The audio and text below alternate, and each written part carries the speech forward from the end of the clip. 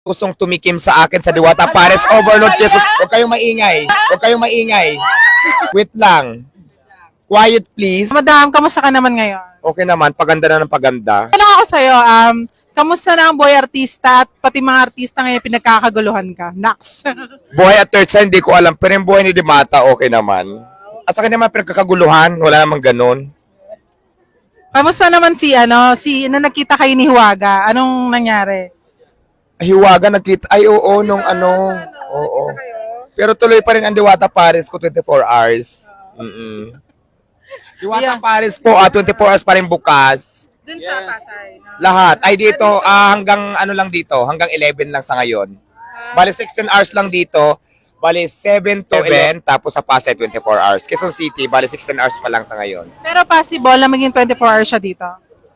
Yes naman, pero sa ngayon, yun lang muna para may time pa tayo maglinis,